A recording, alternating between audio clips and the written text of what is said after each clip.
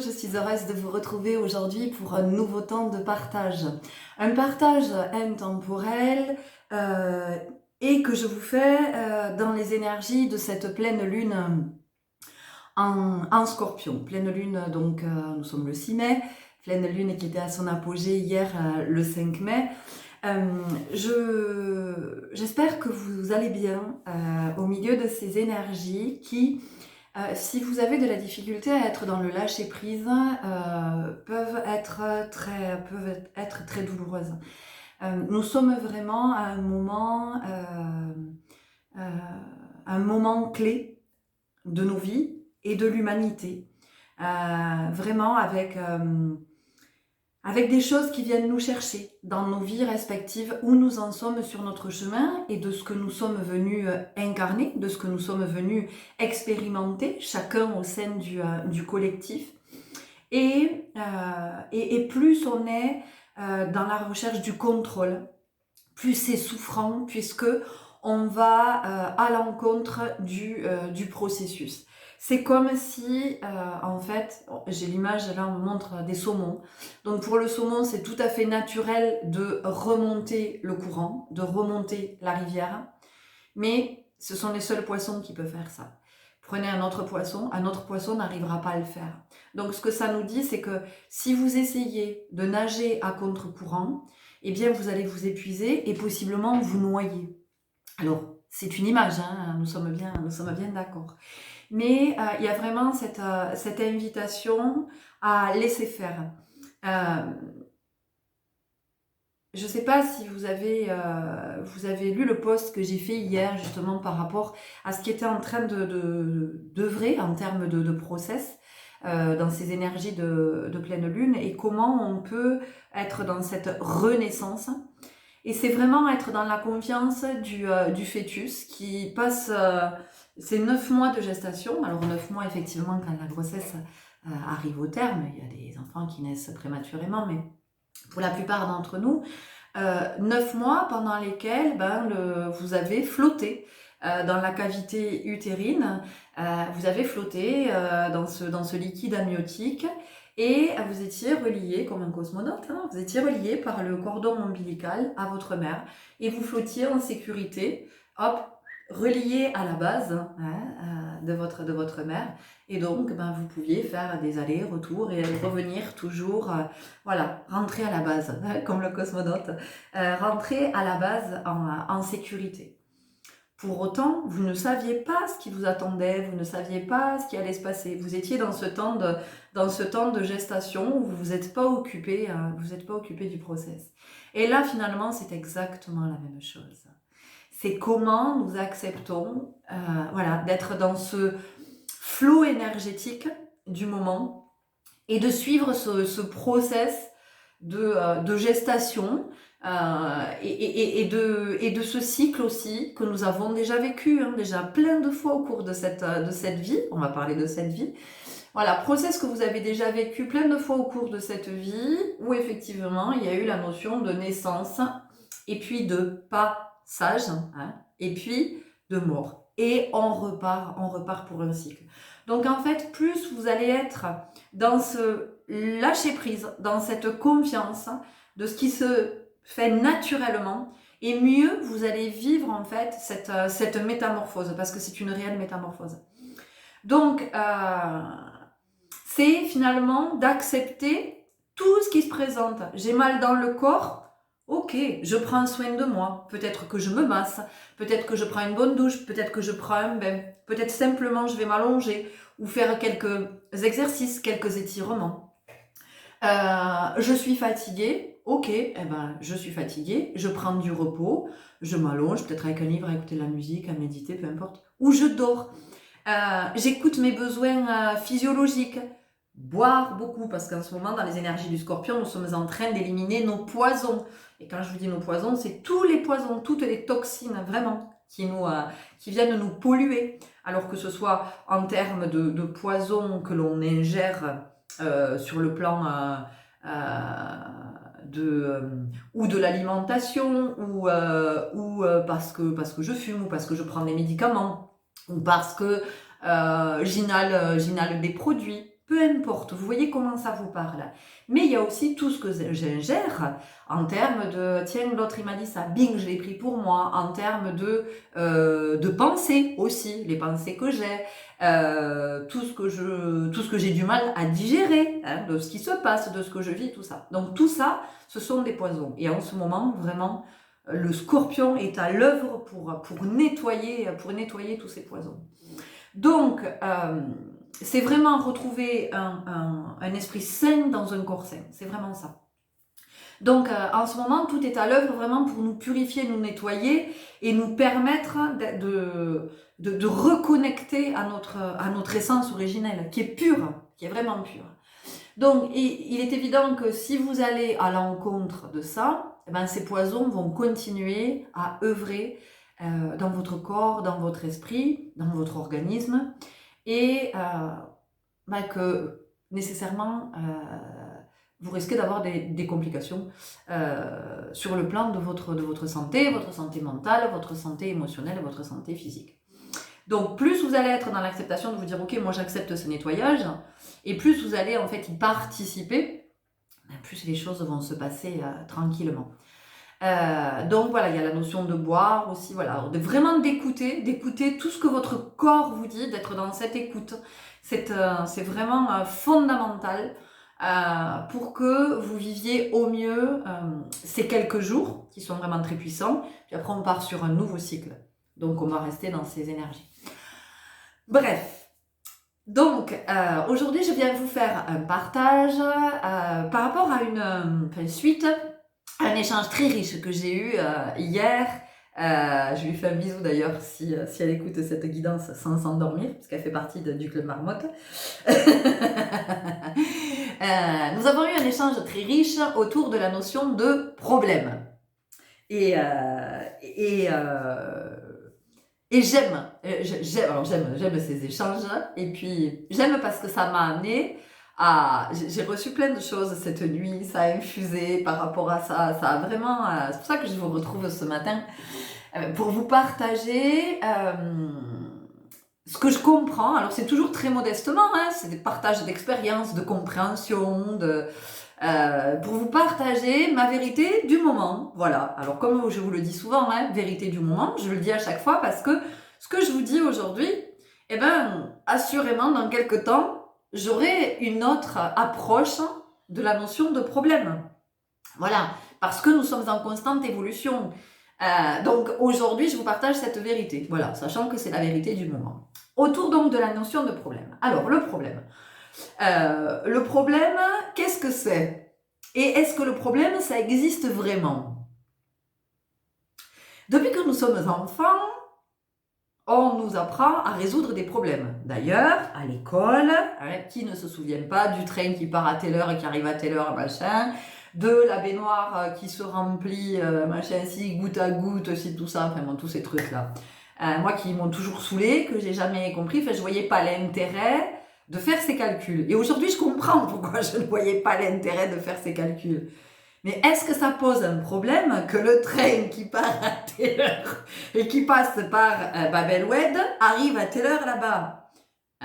Non, c'est sa trajectoire, c'est son itinéraire. Est-ce que ça pose un problème que la baignoire se remplisse de tant de mètres cubes ainsi? Non, parce que si j'ai décidé de prendre un bain, moi je suis heureuse que ma baignoire se remplisse. Bon, après, s'il y a une fuite, effectivement, c'est plus embêtant, mais je vais appeler le plombier pour qu'il vienne réparer. Alors oui, certes, ce qui peut me poser problème, c'est que je vais payer le plombier pour l'intervention qu'il va venir réaliser. Bon, donc, pour moi, hein, voilà, je vous partage ma vision. Donc, nous sommes conditionnés dans la vie à avoir des problème. Voilà, on aime ça. Je crois qu'on aime ça. On me dit, tu sais, ça pose problème. Pour les parents, il y a beaucoup de choses qui posent problème. Mais finalement, est-ce que ce qui pose problème, ce que nous appelons problème, est-ce que c'est pas simplement une expérience, une situation, alors que l'on vit seul ou à plusieurs, hein? Est-ce que c'est pas seulement le fait de vivre quelque chose qui ne nous convient pas? ça ne se passe pas comme on aimerait, ou ça vient nous heurter, ça vient nous chercher dans nos croyances, nos valeurs, nos principes, notre vision des choses. Et donc, à partir du moment où nous sommes dans « il y a un problème », eh ben, il va falloir le résoudre. Alors, comment allons-nous le résoudre, ce problème? Et on cherche des solutions, machin. Et alors, je ne vous dis pas, quand on est plusieurs concernés par le problème, et que chacun est dans sa vérité, ce qui est juste, puisque chacun est dans son histoire. Et ça, j'ai fait un post par rapport à ça, sur le regard, sur le regard que l'on pose, sur ce que l'on vit, le regard que l'on pose sur soi, le regard que l'on pose sur l'autre. Dans une situation que vous vivez à plusieurs. Donc, cette situation, elle est, on va dire, collective. C'est une histoire avec des protagonistes. Mais au sein de cette même histoire, chacun va se raconter son histoire. Donc, pour un, eh ben, il va la vivre comme ça, l'autre va la vivre comme ça, et l'autre va la vivre comme ça. C'est d'ailleurs comme ça que, dans les familles, quand on évoque des souvenirs, eh ben, on en arrive à se dire, mais attends, on parle bien de la même chose là? Est-ce qu'on est bien en train de parler de la même chose? Parce que vous allez vous rendre compte que personne n'a gardé le même souvenir, évidemment, puisque personne n'a vécu la même histoire. Donc, le problème, est-ce qu'il y a un problème? Donc, auquel cas je cherche une solution, et auquel cas ben, il y a du conflit, et c'est là que, toujours selon ma vision et mon expérience, entre la notion de frustration. Je suis frustrée parce que ça ne se passe pas comme je veux, comme je l'avais imaginé, comme ça m'arrangerait que ça se passe. Et comme ça m'arrangerait que ça se passe, toujours en rapport à mes croyances, à mes valeurs, à mes principes, etc., etc. Ok. Donc, je vais repartir sur ce cher Jacques Lacan, qui était psychiatre et psychanalyste, que j'ai cité aussi dans un post il n'y a pas longtemps. Je ne suis ni psychiatre ni psychanalyste, d'accord? Juste, j'apporte, moi, par rapport à ce que disait Lacan, donc, le désir naît de la frustration.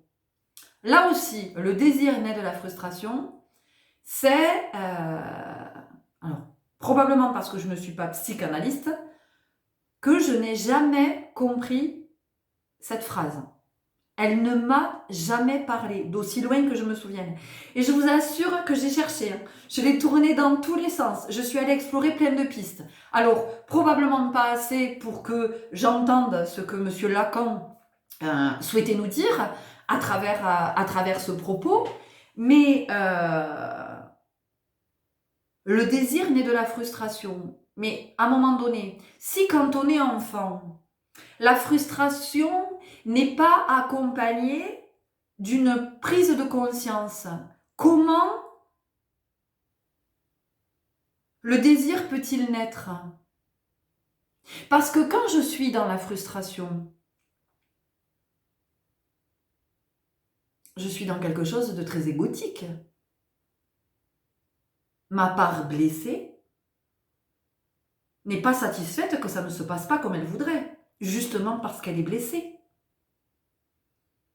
Et à quel moment le désir se manifeste? Le désir, toujours selon ma modeste vision, je situe le désir du côté du chakra sacré, donc du côté de la vie, vraiment, et de ce qui m'anime.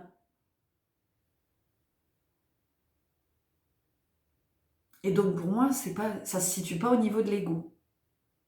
C'est beaucoup plus profond que ça. C'est beaucoup plus divin que ça. Donc, quand une situation ne me plaît pas, quand je ne veux pas, en fait, je suis dans le refus de vivre cette expérience telle qu'elle m'est présentée. Je suis face à un problème que je vais vouloir absolument résoudre et que j'ai bien de la difficulté à résoudre parce que je suis dans ma frustration. Donc, ma part égotique veut à tout prix trouver la solution. Si je pars du principe qu'il n'y a pas de problème, que je suis face à une situation, donc un potentiel enseignement que la vie est en train de me transmettre.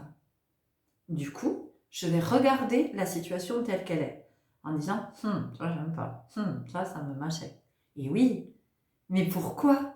Qu'est-ce qui fait que je n'arrive pas à accepter cette expérience telle qu'elle m'est présentée? Pourquoi est-ce que je veux absolument trouver un moyen d'arranger ma sauce? Pourquoi est-ce que je veux absolument contourner l'expérience? Pourquoi est-ce que ça, c'est pas la part blessée? Mais quand je dis la part blessée, c'est aussi la part qui est encore dans une forme de non-conscience. Il y a quelque chose qui n'est pas arrivé à la conscience. Et est-ce que cette expérience, justement, n'est pas là pour me permettre de prendre conscience? Alors, je vous pose la question. Est-ce que, dans la vie, il y a vraiment des problèmes? Et est-ce qu'il y a vraiment des solutions à trouver? Est-ce que la solution n'est pas de vivre l'expérience qui se présente en revenant à soi et en se disant « Ok, à quel endroit, dans quel espace est-ce que cette situation vient te chercher? Qu'est-ce que ça te raconte? Qu'est-ce que ça te dit? Qu'est-ce que ça suscite en toi comme émotion? Est-ce que c'est de la colère? Est-ce que c'est du dégoût? Est-ce que c'est de la surprise? Est-ce que tu te sens impuissant face à cette situation?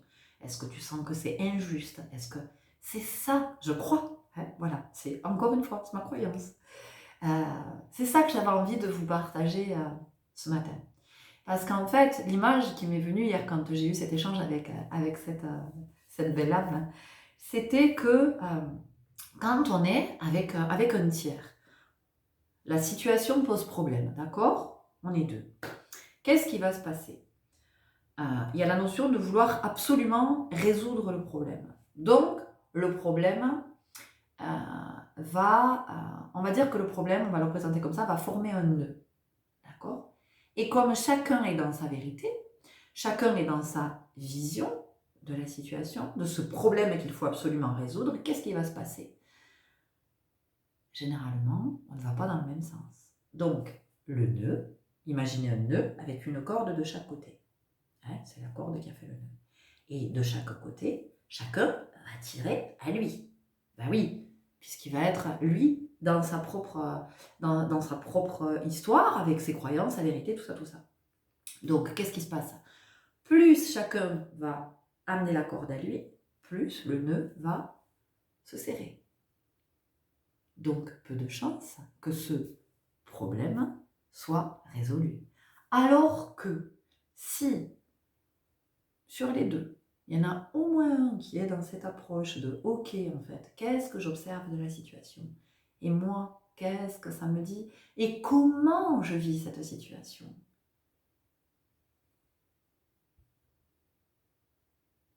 Eh bien, je crois que j'ai la réponse à toutes mes questions. C'était le partage du jour. Voilà, écoutez, je ne sais pas si ça vous aura parlé, si ça vous aura éclairé. Encore une fois, je ne prétends pas détenir la vérité. J'ai cité Jacques Lacan, effectivement, parce que quand il y a problème, il y a frustration, voilà, de toute façon qu'on le veuille ou pas. Donc, à un moment donné, c'est s'il y a du désir, quel est-il? Voilà. Et est-ce que c'est un désir sincère? C'est-à-dire que je suis dans la frustration, ok, mais je suis dans le désir alors de recevoir l'enseignement que j'ai à recevoir, ou je suis dans la frustration et je suis dans le désir très égotique je veux absolument résoudre ce problème. Ça va pas se passer comme ça. Ce problème ne me résistera pas. Il faut absolument que je trouve une solution. Et tant que j'aurai pas trouvé la solution, je lâcherai pas. Et oui, mais tant que j'aurai pas trouvé la solution et que je ne lâcherai pas, je suis dans ma part blessée et donc je n'œuvre pas du côté de ma guérison. Je reste dans la non-conscience. Je reste dans cette part de moi qui est vraiment voilà, avec des œillères, parce que c'est ça, je suis avec des œillères et du coup je ne vois pas les choses telles qu'elles sont. Donc peut-être que effectivement là où je vois un problème, il y a une expérience à vivre, il y a la vie tout simplement. Et puis, il y a un bel enseignement à recevoir. Voilà les belles âmes, je vais vous laisser là-dessus. Écoutez, j'ai encore une fois pris beaucoup de plaisir à vous faire ce partage. Vous me direz si ça vous a parlé, si ça vous a éclairé, si vous n'êtes pas OK avec ça, si vous avez, une autre vision. Mais j'adore, hein. Voilà, partagez-moi, vraiment, osez partager. Parce qu'encore une fois, je vous le dis, c'est pas du tout, je suis pas dans je vous impose quelque chose où c'est la vérité, c'est comme ça. Non, c'est partage modeste d'expérience, de ma compréhension du moment, de ma vérité du moment. À suivre une deuxième vidéo où je vous proposerai une guidance à choix, du coup, autour de qu'est-ce qui peut poser problème dans votre vie, peut-être aujourd'hui ou peut-être de façon générale. Voilà, qu'est-ce qui peut être problème. Je vous dis à tout bientôt et je vous souhaite une très très belle journée. Au revoir.